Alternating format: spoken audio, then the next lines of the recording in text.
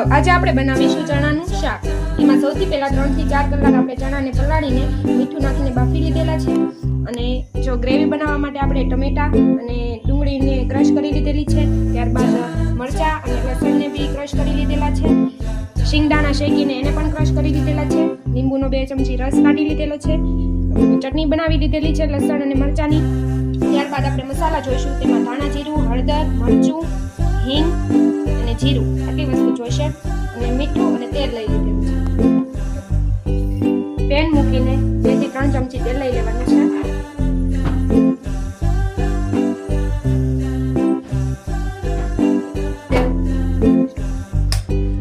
તેલ ગરમ થયા બાદ તેની અંદર આપણે ચપટી જીરું નાખીશું, હિંગ નાખીશું. ત્યારબાદ આદુ મરચાની પેસ્ટ આપણે ઉમેરીશું. સાતળી લેવાની છે આપણે. સુકાઈ ગયા બાદ તેની અંદર આપણે ટમેટા અને ડુંગળીની ગ્રેવી એડ કરીશું. તેને સરસ રીતે મિક્સ કરી લેવાનું છે.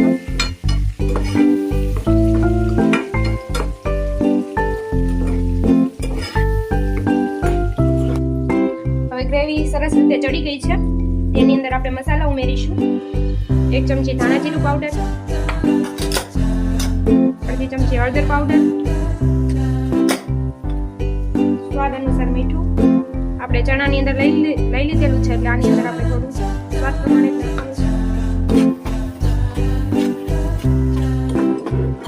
સારી રીતે મિક્સ કરી લેવાનું તેને.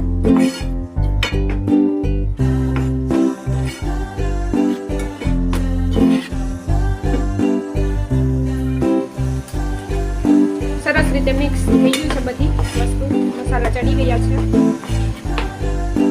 ત્યારબાદ થોડો લીંબુનો રસ ઉમેરીશું. તેની અંદર ગરમ મસાલો એડ કરીશું.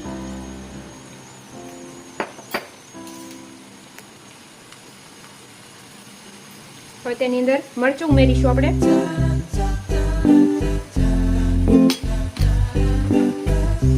સરસ રીતે મિક્સ કરી લેવાનું છે આપણે.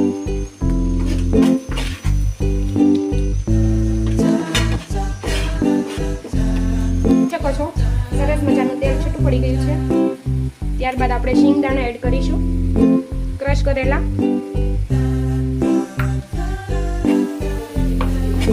હવે બધું મિક્સ કર્યા બાદ તેની અંદર આપણે ચણા ઉમેરી દેવાના છે.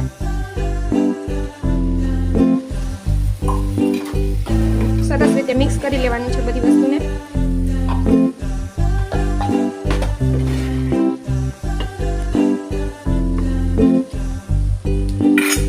હવે ગાર્નિશિંગ માટે આપણે ધાણા એડ કરીશું.